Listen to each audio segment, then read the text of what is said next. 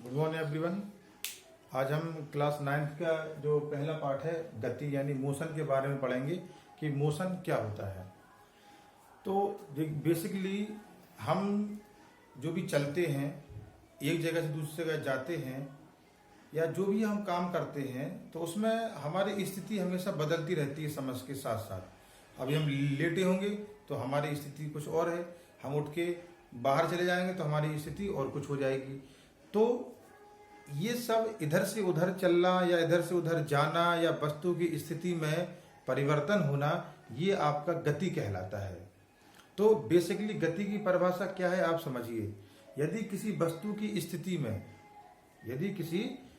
की स्थिति में समय के साथ परिवर्तन होता है तो उसे हम गति कहते हैं। मान लीजिए अभी हम बैठे हैं तो समय तो चल रहा है लेकिन हमारी स्थिति नहीं बदल रही, क्योंकि हम क्या है, बैठे हुए हैं। लेकिन अगर हम उठ के और चलने लगे तो समय के साथ साथ हमारी स्थिति भी क्या होगी, बदलती जाएगी। तो इसी को हम क्या बोलते हैं, गति कहते हैं। यानी किसी वस्तु की स्थिति में समय के साथ अगर परिवर्तन होता है तो वो उसकी गति कहलाती है। तो आपको अब समझ में आ गया होगा कि मोशन क्या होता है, यानी गति। किसी वस्तु की स्थिति में समय के साथ परिवर्तन को, यदि किसी वस्तु की स्थिति में समय के साथ परिवर्तन होता है तो उसे हम गति कहते हैं। और जो गति होती है वो मुख्य रूप से दो प्रकार की होती है। नंबर पहला होता है समान गति और दूसरा होता है असमान गति। तो अब हम इसी के बारे में समझेंगे और देखेंगे। आप देखिए, गति यानी मोशन। ठीक है, देखिए परिभाषा क्या है।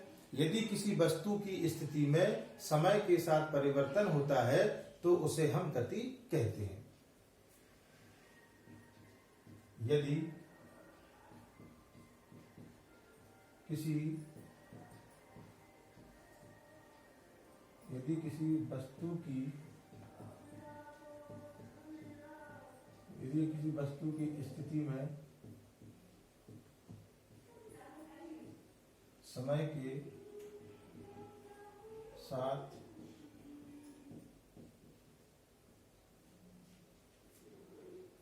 वस्तु की स्थिति में समय के साथ परिवर्तन होता है तो उसे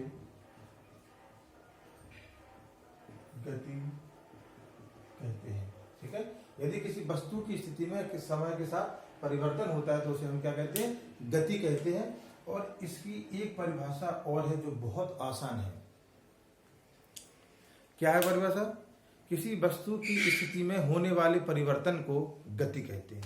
बहुत आसान शब्दों में है, किसी वस्तु की स्थिति में होने वाले परिवर्तन को हम क्या बोलते हैं, गति कहते हैं। यानी अगर किसी वस्तु की स्थिति में क्या हो, परिवर्तन होता है तो वो उसकी गति कहलाती है। तो देखिए, किसी वस्तु की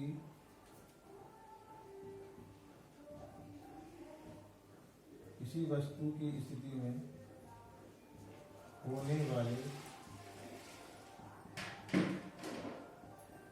होने वाले परिवर्तन को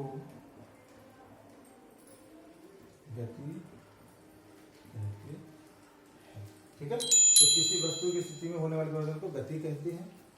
गति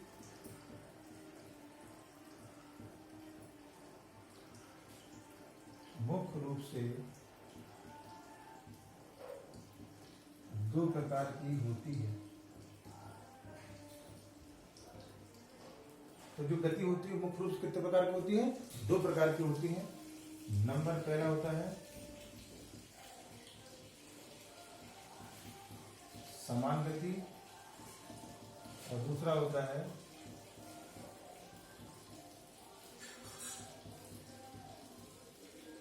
असमान गति।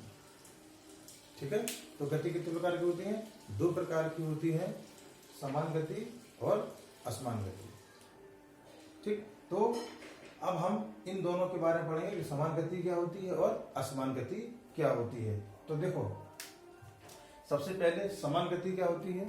यदि किसी वस्तु की स्थिति में समय के साथ परिवर्तन होता है, यदि किसी वस्तु की स्थिति में समय के साथ परिवर्तन होता है तो उसे हम समान गति कहते हैं, और यदि किसी वस्तु की स्थिति में समय के साथ परिवर्तन ना हो तो उसे हम असमान गति कहते हैं। जैसे उदाहरण के तौर पर समझना, जैसे मान लीजिए अभी हम चल रहे हैं, यानी हम क्या कर रहे हैं, मूवमेंट कर रहे हैं, यानी चल रहे हैं। तो जब हम चलेंगे तो समय के साथ साथ हमारी स्थिति भी क्या होगी, बदलेगी, तो ये कहलाएगा आपका समान गति।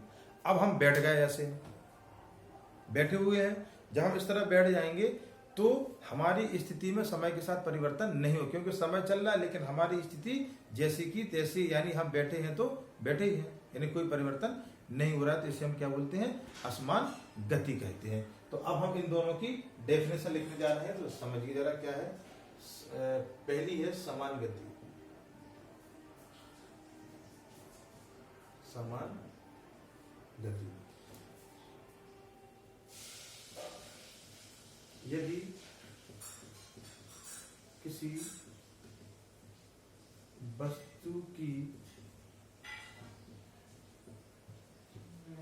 स्थिति में समय के साथ परिवर्तन होता है तो उसे समान गति कहते हैं। ठीक है, उदाहरण में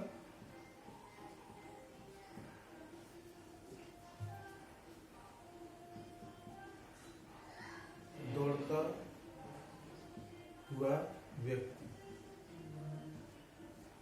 ठीक है, तो जब कोई व्यक्ति दौड़ेगा तो उसकी समय के साथ साथ उसकी स्थिति में क्या होगी, परिवर्तन होगा, तो उसे हम क्या बोलते हैं, समान गति कहते हैं। और दूसरा क्या होता है, दूसरा होता है असमान गति।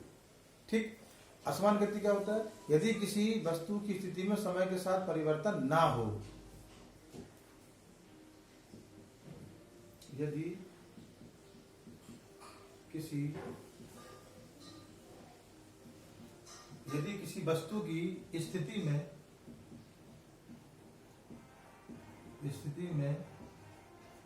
समय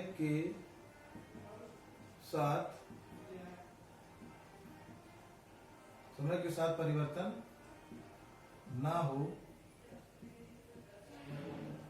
तो उसे असमान गति कहते हैं। ठीक है,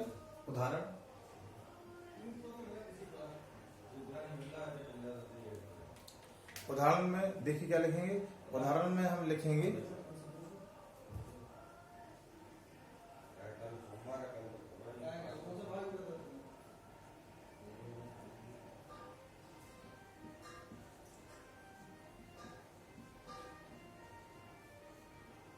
मेज पर रखी किताब। अगर मेज पर कोई किताब, मान लीजिए ये हमारा मार्कर इस हाथ पर रखा हुआ है, अब ये जब मेज पर रखा हुआ है तो इसकी स्थिति में कोई परिवर्तन नहीं होगा। जब इसकी स्थिति में कोई परिवर्तन नहीं होगा तो इसे हम क्या बोलते हैं, असमान गति कहते हैं। तो आज हमने गति किसे कहते हैं, गति के प्रकार यानी असमान गति और समान गति, इनके बारे में पढ़ा, इनके उदाहरण के बारे में पढ़ा है। तो आज हम इस वीडियो में आपको इतना ही समझाएंगे, क्योंकि थोड़ा थोड़ा कहते हैं कि थोड़े थोड़े से समुद्र भर जाता है, तो इसलिए थोड़ा थोड़ा हम जब पढ़ेंगे तो हमें समझ में भी आएगा और समझने में और याद करने में भी आसानी होगी। तो अब आप इसको याद करेंगे, समझेंगे और नोट करके अपनी कॉपी बनाएंगे, और उस कॉपी में जो नोट तैयार करेंगे उसको आप जो व्हाट्सएप ग्रुप बनाया है इस ग्रुप में भेजेंगे, जिससे हम लोग देख सकें कि आप लोग पढ़ाने में दिलचस्पी रख रहे हैं या रुचि ले रहे हैं। तो आज के लिए इतना ही, बाकी इसके अगला वीडियो है वो हम कुछ समय के बाद या कल बनाएंगे, जो हम इसके आगे उस वीडियो में हम आपको पढ़ाएंगे और समझाएंगे। तब तक के लिए नमस्कार।